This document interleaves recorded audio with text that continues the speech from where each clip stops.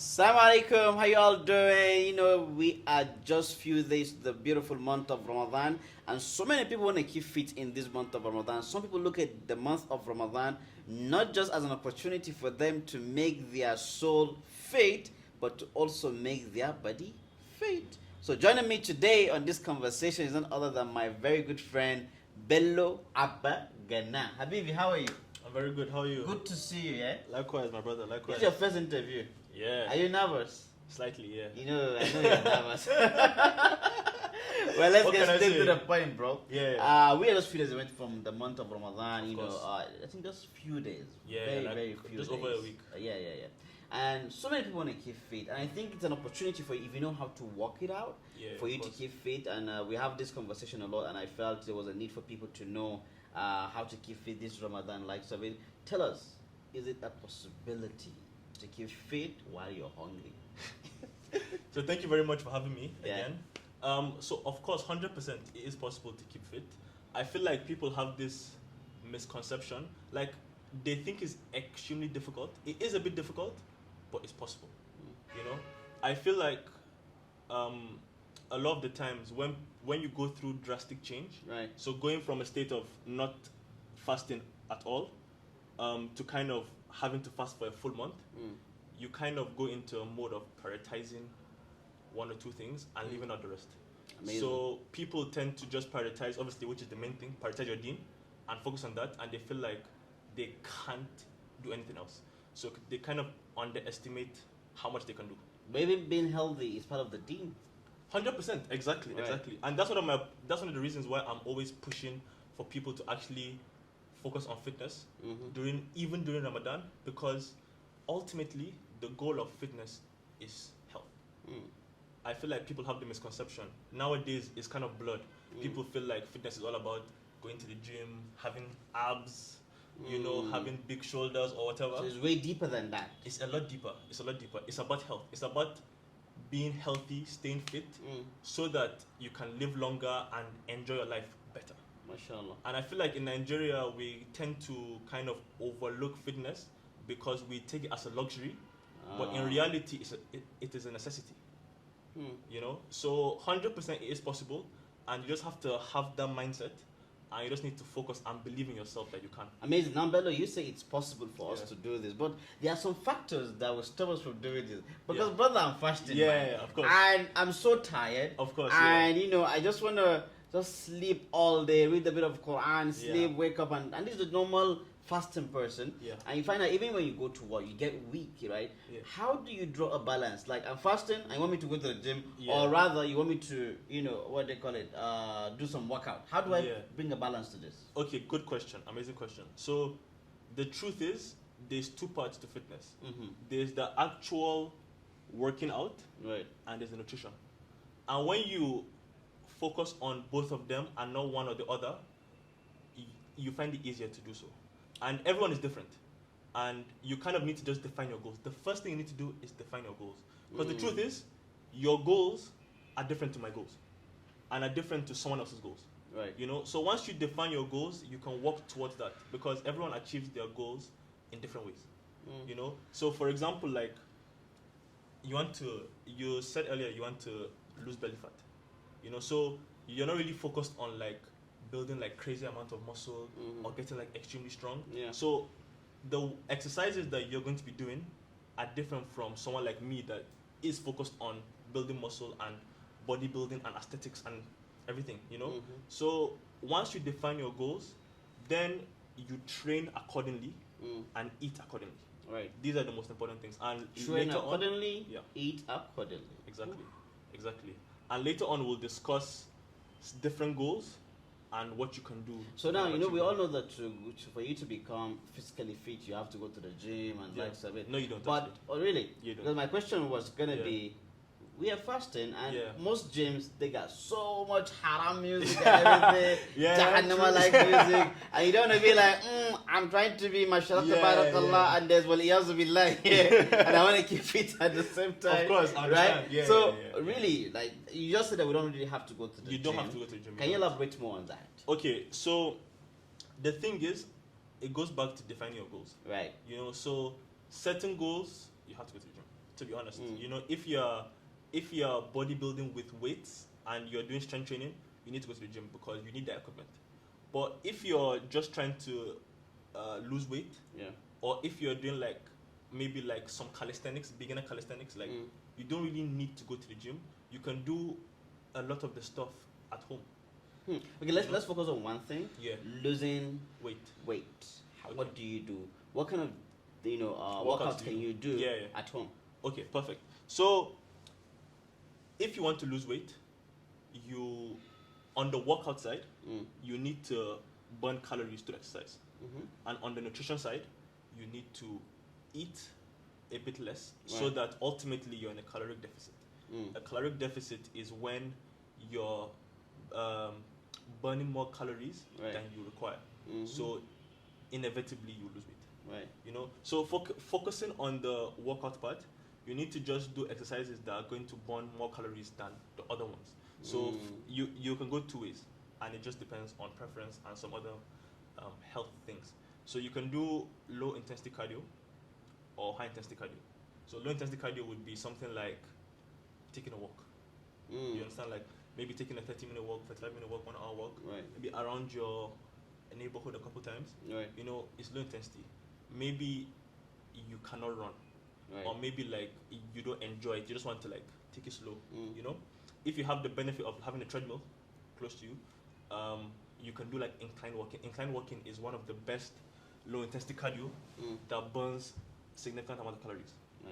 So on the flip side, you can do high intensity cardio, which is like running, like skipping rope, you know, like jumping jacks, all these things, like just things that will get your heart rate like up. Bum, bum. Yeah, and then consistently like up.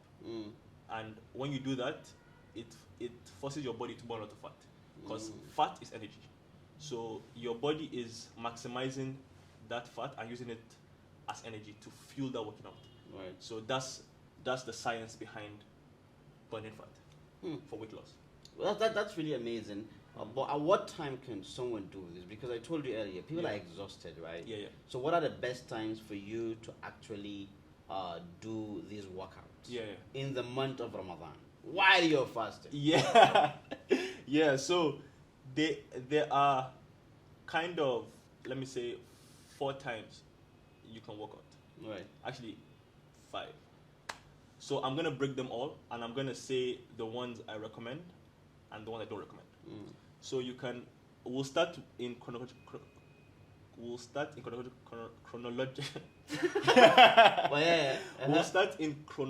order.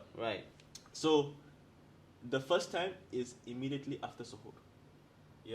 So after suhoor, the benefit of working out after suhoor is that you've just eaten. You've replenished like all your nutrients, energy, and you can work out with maximum effort because you just eat.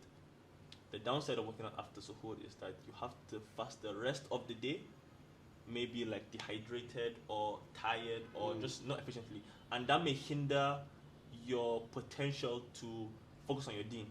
So maybe to pray more, to read more Quran. So be tired. Exactly. So I don't recommend this because you're kind of prioritizing your workout. You're over the deen, which I don't recommend. The second time is to work out midday. So this is probably the worst time to work out because you've already been fasting for a few hours, so you don't have the energy that you would have maybe after suhoor. And you still have a couple hours to iftar. So after you work out, you're going to be even more tired and you're going to spend more hours dehydrated. So this is probably the worst time to work out. The next time is just before iftar. So this is one of the times that you may work out, but I don't recommend this to everybody. I only recommend this to people that have had experience of working out during the fast. You know, because there's a high possibility for you to get sick or something bad to happen. You know, it's very risky. So I don't recommend this for everybody, but you can do this. I have a lot of friends. I feel like most of my gym friends are going to work out. Because they're used to it. They're used to it. They don't mind. They can work out, you know, dehydrated, for example, because they have the experience. you know, and they know when to stop. Right. Do you get what I'm saying? So working out after iftar is a very good possibility, but only if you are 100% sure you can do it. And always listen to your body. Always. Now, the next time for you to work out, which is the time I recommend, and probably I will be working out, which is after Tarawih. So after you've had iftar, Right. you rest a bit, you pray Isha, you pray Tarawih, and then you go to the gym. Now, this is not possible for everybody, because in Nigeria, people finish Tarawih around 9, maybe 9:30, so it's late. This is what I'm going to do, but I'm going to speak about ways to work around this if you need to go to the gym. Otherwise, you can work out at home, and it'll be more convenient for you. But how about we get a group of friends and we say after Tarawih we go to the gym, but in the gym we make sure this Quran that is playing and no haram music in the gym. No, and of course. Yeah. Does that help and does that encourage? No, 100%. Like, if you have access to a gym, and I'm sure a lot of gyms are, or rather will be happy to kind of maybe stop the music during the month of Ramadan, because a lot of gyms, not all obviously, but a lot of gyms will be Islam inclined. There's a need for some halal gyms, bro. 100%. Inshallah will open one maybe. But yeah, it's true. Right. You know, and the good thing is, after Tarawih is kind of a time that the gym is relatively empty. From my own experience. Sure. You know, so it will be a lot easier to kind of like even pray Quran in the gym, or not play anything at all. Right. You know, and there's always the option to have headphones in. You know, headphones, and play what you want to play. Play your Quran, play your wazi, and kind of block yourself out from everything else that's going on. Right. You know. Right. But like I said, home workouts are a very good alternative, because I know, like you said, it's not only maybe the music, it's also maybe fitna. Yeah, the fitness. There's so much fitna in the gym, bro. Yeah. There's so much fitna. You be like, A'udhu billah, astaghfirullah. Exactly. So, like, before we, what you just said now is really important, that during Ramadan, the best time for people to go, do a bit of workout is perhaps after Tarawih. And then they should be able to eat little, and eat more. Okay, so nutrition. So then we're just going to take a short break. I'll come back to nutrition, inshallah. Perfect. All right, viewers, stay tuned and we will be right back. All right, welcome back. We have been discussing with Bello, Abba, Gana on how to keep faith in the month of Ramadan. So many people want to keep fit in this beautiful month of Ramadan. Make their soul fit and their body fit. My guest has been my friend. What is your name again? John. Good to have you back, Bello. Hello. So, what are we talking about right now, right? Before we went on a break, we talked about how, one can go to the gym, perhaps most preferably after Isha and the likes of it. And we also spoke about how, people don't want to go to the gym because of the haram things around the gym, the fitna around the gym, and that might make your fasting not worthy. And alhamdulillah, you gave a very good way out for us to do in this month of Ramadan by doing home workout and the likes of it. Now let's go back to nutrition. In the month of Ramadan, you just want to eat everything that people bring for you, right? Of course. Because you have akara, you have kunu, you have kunun geda, kunun jero, kunun that and kunun this, like a lot of stuff, man. So they just feel everything. So the moment you break your fast, you just want to eat everything, right? 100%. So for people who want to lose their weight, right? What would you advise that they focus more in this month of Ramadan in terms of what they eat for iftar and what they eat for sahur? Yeah, okay, perfect question. So when it comes to nutrition, you're kind of focusing on three things. You're either bulking, maintaining, or cutting. So bulking is being in a caloric surplus, right? Which is eating more than your body needs, so that inevitably you add weight. And cutting is what I explained earlier, caloric deficit, where you're eating less than your body needs, so you will lose weight. So weight loss is being in a caloric deficit. So what I recommend in Ramadan is actually don't bulk, because you're eating for such a short window. it's very difficult to bulk because the amount of calories you need in your system to actually bulk is very difficult to get to within those couple hours that you're fasting. So actually, people that are going to be kind of going through weight loss, is actually a great time for them, nutrition-wise, because you have a small window to eat anyway, you know. So you just need to make sure that what you're eating during that small window is actually good for you and efficient for weight loss. So what? Let me break it down. So of course we're going to have 2 meals here: iftar, suhoor. Right. So what I recommend personally is to have 3 meals. Yeah. Now, for iftar, you kind of want to eat something small. Now the reason behind this, even from an Islamic perspective, if you eat a lot during iftar, you'll find it difficult to pray. I'm sure you're familiar with this. So forgetting about even fitness, you're not meant to eat that much during iftar anyway, you know. And it's been scientifically proven that after a long duration of being in a fasted state, your stomach actually shrinks. So you shouldn't actually eat a lot too quickly, or it will be damaging. Right. So for iftar, I recommend eating a fairly small meal, a bit of a pick me up, if that makes sense. So what you should prioritize is 3 things: lots of water. Lots of water because you've been fasting. You're in a dehydrated state, so you need to replenish all those water that you've lost. Right. The second thing is fast releasing carbohydrates. So carbs are one of the best sources of energy, and you want a food source that is going to release those energy sources to you as quickly as possible, because like we said earlier, one of the best times to work out is after Tarawih, Right. which is just an hour or 2 hours after you break your fast. So you want something that's going to release all those energy sources to you as soon as possible, so you can use during the workout. Thirdly, you want a fast absorbing protein source.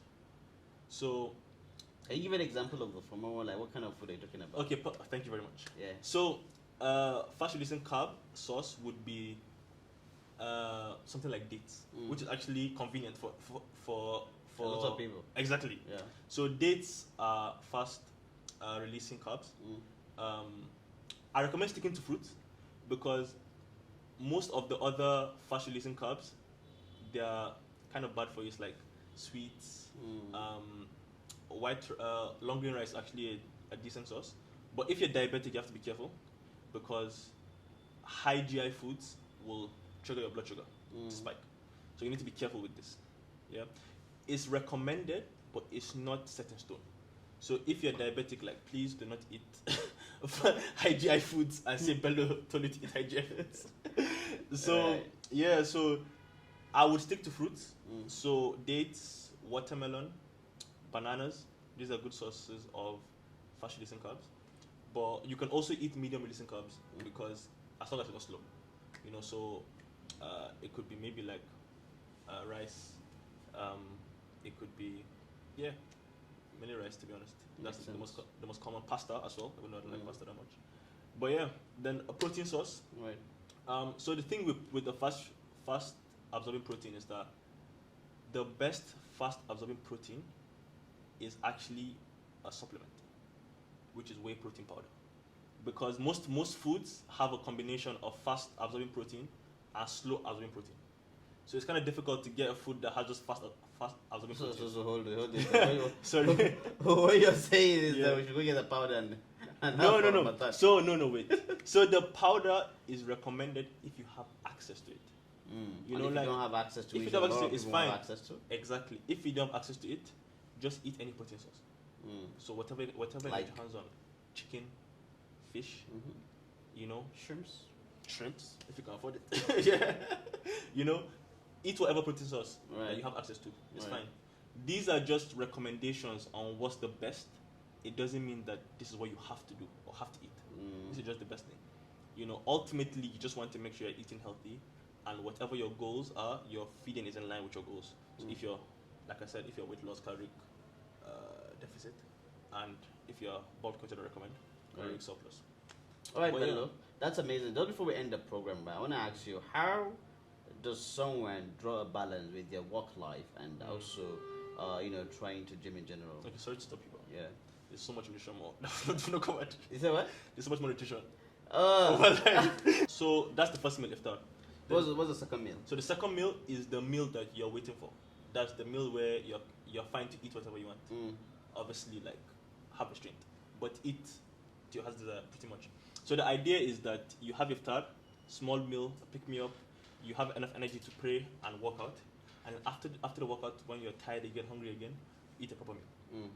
Now, obviously, don't overeat because this will affect your sleep, but eat enough to your heart's desire. The good thing about it is that because you've eaten a few hours ago, you wouldn't have the urge to eat like a crazy big meal. So it actually works out perfectly. And in the last meal, sahur, you kind of want to eat kind of opposite to iftar. So except for the water, you still want, throughout the time you're eating, you need to drink a lot of water because you want to have enough water storage for the next fast. So for sahur, you want slow releasing carbs and slow absorbing protein. So for slow releasing carbs, a good source is like sweet potato, for example, low GI foods. So this will kind of release the energy to you over a long period of time, so that you sleep well and you still have energy when you wake up in the morning. And for slow absorbing protein, is kind of absorbing the protein for protein synthesis at a slow pace. So good food for this, milk is a good source of slow absorbing protein. Eggs as well. So you can kind of use that to build. For example, for sahur, you could have sweet potato with eggs, and then you could have like a glass of milk. Fried eggs. Pardon? Cooked or fried eggs. To your heart's desire. Eggs are good source of. Doesn't matter. Doesn't matter, to be honest. Some eggs, some ways are better than others, but honestly, it's just your preference. Okay. Because it's minor differences, to be honest. But yeah, so in terms of nutrition, That's it. that's the main gist of it. Wow, that's amazing, Bello. Thank you, brother. I'm gonna try this Ramadan to see if I can implement that. But guess what? It's gonna be very hard for those who don't have wives, man. So I think maybe before next Ramadan. So us, Those, pretty much. no, you're talking about yourself. I'm not about myself. It has been beautiful having you, Bello. Thank you so much for being on the Thank you so program. much. Jazakallah khair. Alright, viewers, alhamdulillah, that has been an amazing episode with my brother Bello Abba Gana. Thank you so much for coming on the program, Bello. Thank you so much. Until next episode, I'll leave you in the care of Allah. I wish you all Ramadan Mubarak, and make sure you build your body and build your soul this beautiful month. Assalamu alaikum wa rahmatullahi wa barakatuh.